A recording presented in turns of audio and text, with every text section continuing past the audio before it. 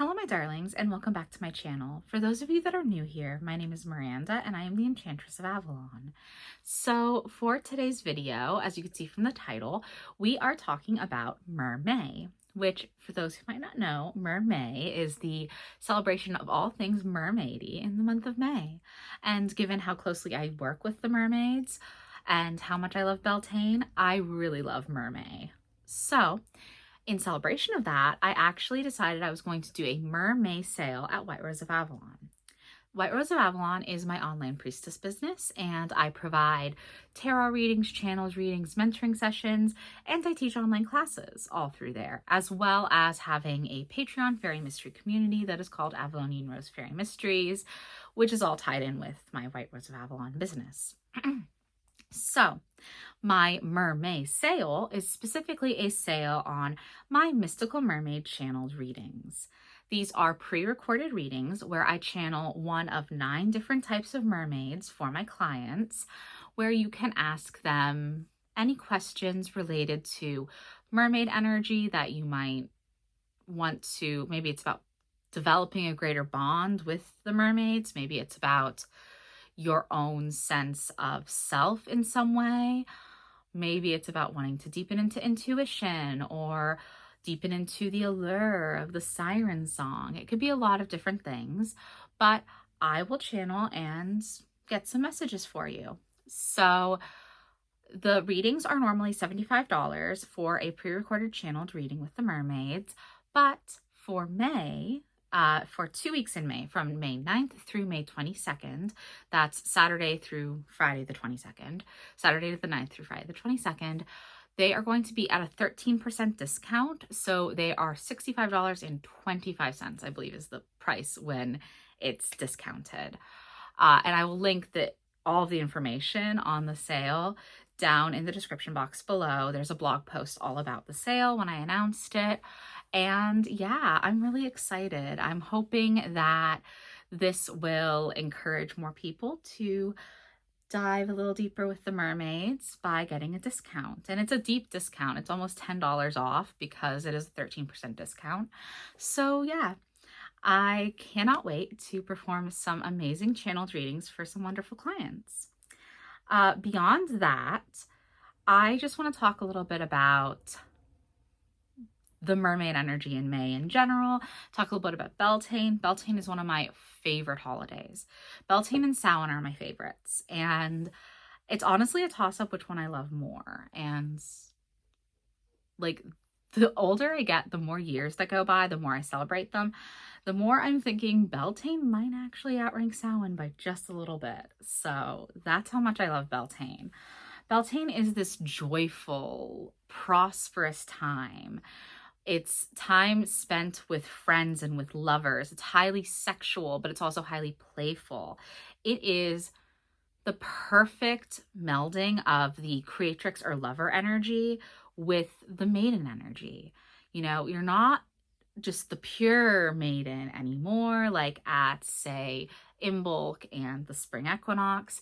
You're now a bit more sultry, a bit more sexy. You have that lover thing going on, but you're not, it's not just the lover, because that maiden energy is still there. That very playful energy is still there. So given that I have a deep connection to both the creatrix and the maiden archetypes, it's just kind of the perfect storm for me to really love Beltane so much. I also am a very big spring person. I love spring and I love autumn. I'm not a fan of really extreme weather in either direction. I'm happiest when it is between like 55 and 75 degrees Fahrenheit at any given time, where it's warm enough that you don't necessarily have to wear like jackets even. You can wear sweaters and be happy, and the sun will shine, it'll be beautiful, but you're not roasting. So yeah, it's that balance. I like the liminal, as most people who are into fae and mermaids and what have you. Mermaids are fae, of course, they're water fae, but yeah, give me the middle ground. Give me the liminal. Give me the in-between, not the extremes. let's see. So yeah, I feel very much so that Beltane is very like playful, sensual, and that's very mermaidy energy. I think that they're intimately linked. Of course, a lot of people associate mermaids with summer, and Beltane is, bringing us from spring, and we're going into summer very soon. So it's that transition point. It's a point when the veil is very thin between worlds, and that could also be into the other world where the mermaids are, because there are many other worlds, and certainly there are mermaids in the other worlds when we think of as the realms of Fae. I mean, there are mermaids in Anoon. There are certainly mermaids in Avalon. It is an island. There are other islands in myth and folklore that are otherworldly fairyland islands. Off the top of my head, there's Tirnanog in Irish myth, and certainly I have to assume that Tirnanog would have merrows surrounding it. Merrows are Irish mermaids. And that actually leads me in really well to the other thing I wanted to talk about today. Before I end this short video, I might touch on a couple of other things, but the big one is I actually have just opened up a wait list for my Lessons from Celtic Mermaids class. And the merrows are a type of mermaid we will be studying. We will study a total of 6 different types of mermaids, but 7 when we include Melusine, because it's a 7-week class. So Melusine is a mermaid goddess, and we are studying her in the last week of class. And obviously, I'm a priestess of Melusine. I teach an entire 7-month class all about her. But in Lessons from Celtic Mermaids, that final week, we're getting an overview and we're touching upon her. It's kind of a little taste of what it's like to work with Melusine. And certainly it might make people a little bit more confident in, hey, I might want to actually do an entire 7-month-long class with her. And they might get interested in, the 2027 class.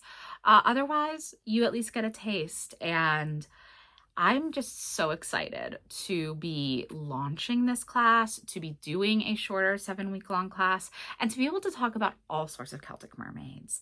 So we will be covering, let me see if I can think of them all off the top of my head.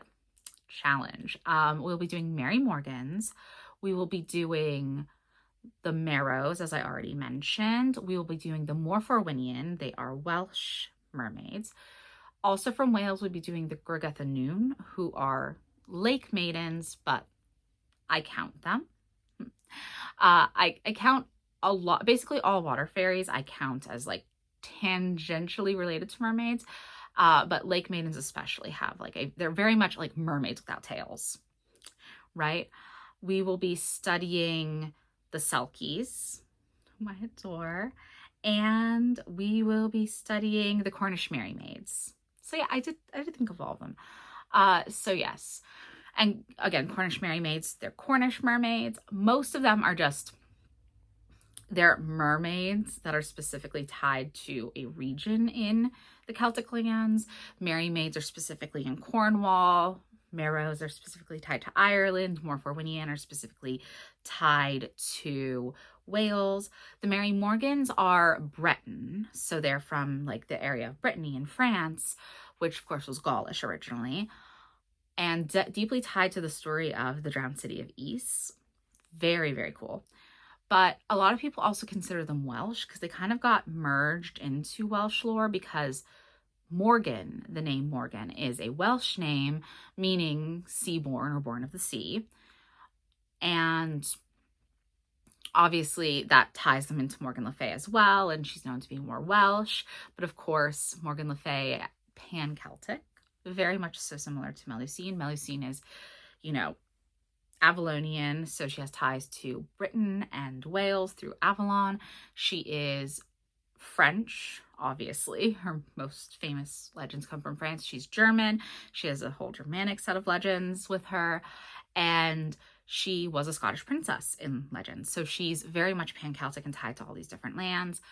Morgan Le Fay is too, because she's tied to Wales, to Brittany, to other parts of France through the spread of the Arthurian legends in French lands, to Germany because the Arthurian legends were really big in Germany, and of course, as we said, Wales and Britain. So yeah, there's a lot of ties to different lands.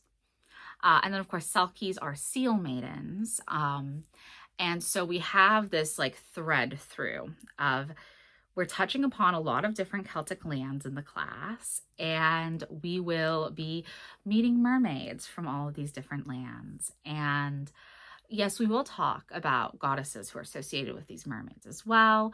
In the case of Melusine's Week, we will just be talking about a mermaid goddess. And I'm so excited to be doing this class. It is something that I've been planning literally since last summer. So the class is all written, all of the meditations are ready to go, all of the rituals are ready to go. So it will just be a matter of, enrolling in the class and then doing the lives. There will be 3 lives over the course of the 7 weeks. We'll have an opening live, we'll have a live in the middle of the class, and then we will have a closing live.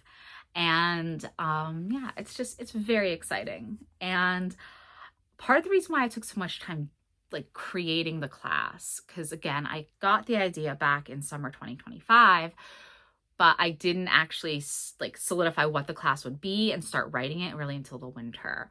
Partially, I was focusing on teaching my first round of Melusine Mysteries, so I wanted to focus on that, and this was just something I was working on in the background. But the other reason is I had to really kind of pull myself back.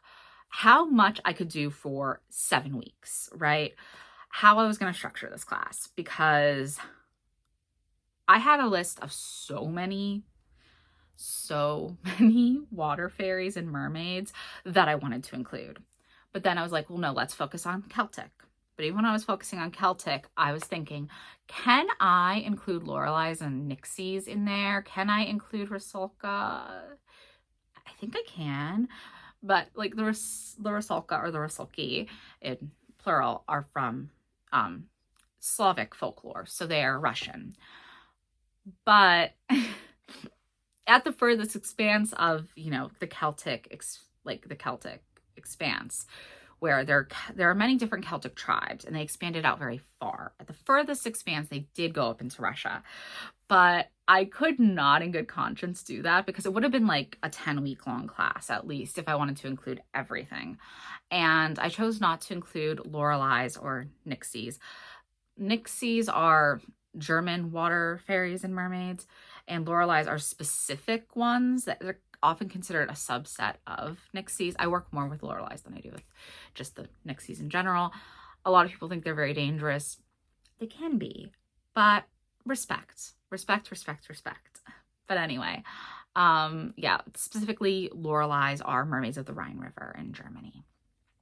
And I chose not to do that. I'm like, let's pare it back. Let's not have anything where it's like, well, technically this was a land that had Celts in it at one point. Let's pare it back to lands that's like, okay, we have more of an association with these being Celtic lands. So that's where I came about the 7 stories we're going to be focusing on. And so yeah, each week my students are going to get the story, a little breakdown of the story, or sometimes a few stories depending on the mermaid. They are going to get lessons. So there's going to be a little list of 3 lessons that can be taught by each of these mermaids that we could pull from their stories. And we will obviously in the lives break down more lessons and lessons that are threaded throughout all of the stories as opposed to just in one.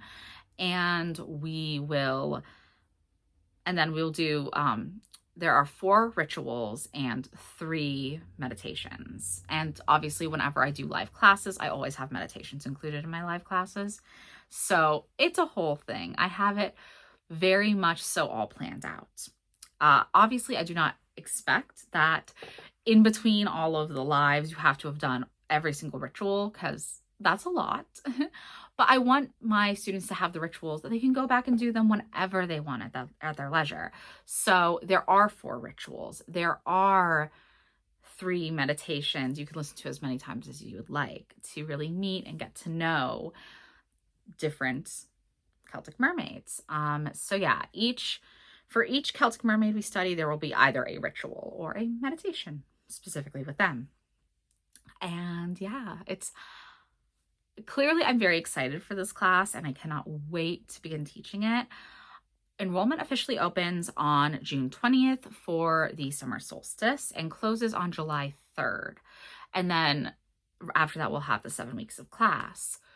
I believe I scheduled for the first class it's in early July. I think it's the 10th. I think it's a week from when enrollment closes. But it's, again, all in the information that I'm going to link. I'm going to go ahead and link the information for a blog post about the information on what the class is, class structure. It has everything, the breakdown of prices, etc. And I will then link my email address, because if you are interested in joining the waitlist, all you have to do is email me and say that you would like to join the waitlist. If you join the waitlist, you will be able to get, you know, early bird pricing, obviously. So that's always wonderful. Yeah, so that's about all I have for you today, discussing Mer-May and all the mermaid goodness going on my little corner of the world. And yeah, I hope you've enjoyed, and I will see you in the next video.